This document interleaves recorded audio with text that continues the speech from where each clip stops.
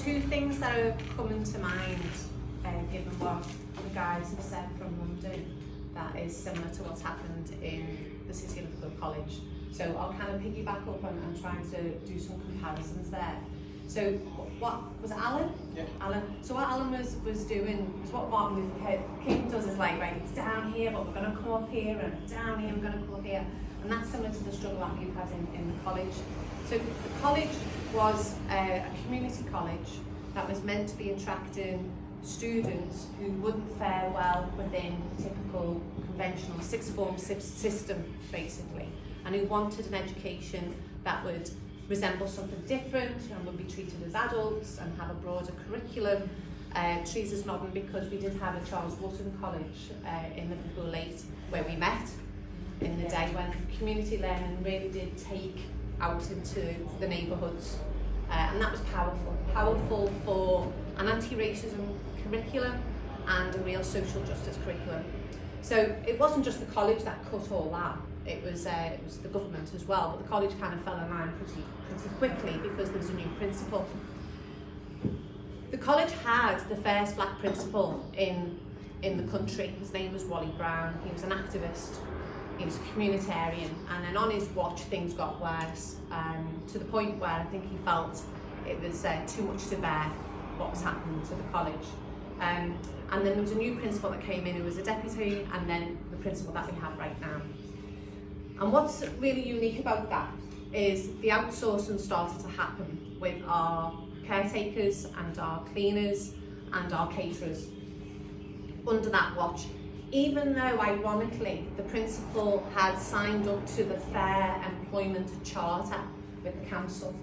So what is really disgusting about this is that the principal uses the labour and the trade union movement as a way to legitimise some of the most anti-worker sort of practices within the college.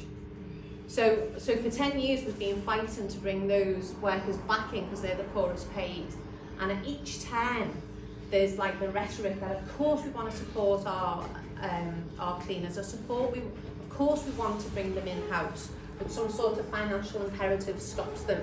Basically it's a scapegoat and it's pure rhetoric to do that. But while those workers aren't like joined in solidarity with the teachers and with the students and with the other support workers, then it's easy to kind of divide and rule. And I can see that now over my time as a trade unionist, how we didn't work better together to ensure that the poorest paid and those that had the worst conditions on these private contracts weren't the top of our agenda. Because if they were the top of the agenda, our agenda would have been looked after, really. So we did it kind of the wrong way round, really, I think now, looking back. But on the good side, which is what you do, on the good side, Unison and UCU, the two unions of the college, did work closely together all the way throughout there. We've maintained a good density of union members. They do want to fight. So as soon as a union leadership decides to fight, members get inspired. In fact, you get more members joining the union when there's a campaign and when there's industrial action. It doesn't frighten people off. If anything, it kind of garners a kind of support of solidarity to really go against some of the things that have been happening in the college. So that's the story of taking the action and not kind of giving up at each point, despite, similarly to you, the bullying, the intimidation and the harassment at each point. Again, what was dissimilar when we had the previous principal? If we went on in, we had strike action, it would be a mutual, okay, you've got to go on strike action, we understand that you have to do that, sometimes you get a cup of tea, but basically this is what we have to do, this is our entitlement, we're going to do it, and then it would be negotiation of some sort. Under this sort of leadership, which is similar to Great Ormond Street, they've actually used everything within their power to try to intimidate people from taking that legitimate action.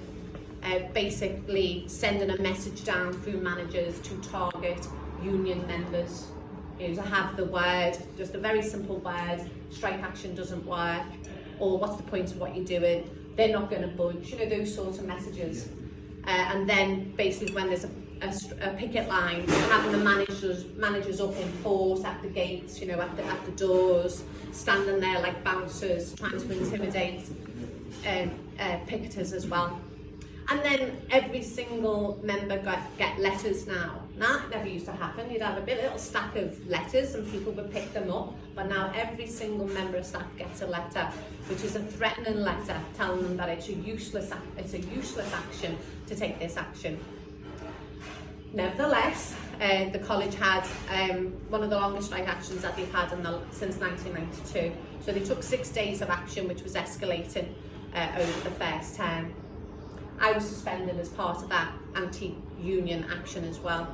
I mean, in one way what's happened to me is more to do with whistleblowing victimisation as well as trade union victimisation, because I blew the whistle and it was, you know, some serious allegations that I'd received and decided to go through that route. We had the strike action taking place as well. It was a week, I think it was a week to the day of our first day of action that I was suspended. I was the chief negotiator. I'd been the most active in the union in certain roles over the 15 years.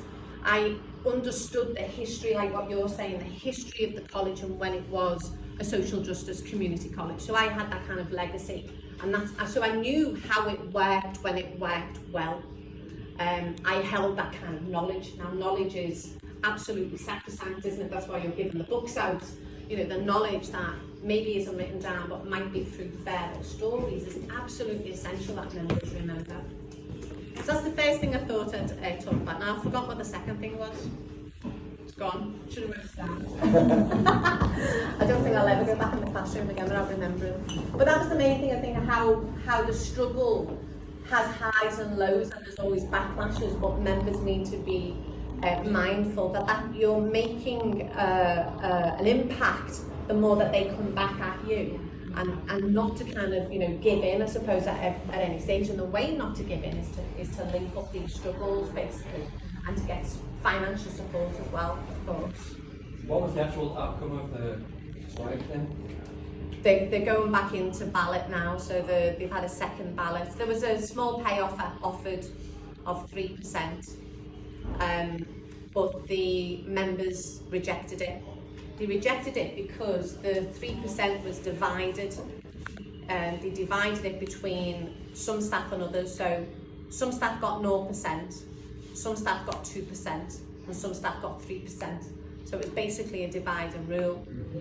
Those who were getting 0% just happened to be older women, and most of them were reps in the union. We're here.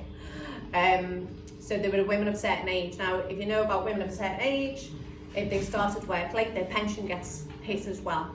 So it's even more important that they fight on pay to kind of affect their pension later on too.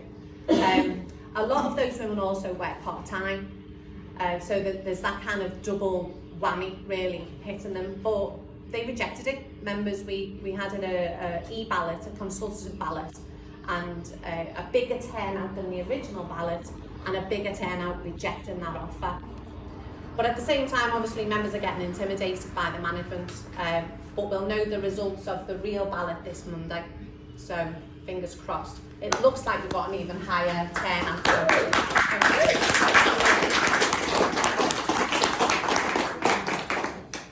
I still can't remember the second thing.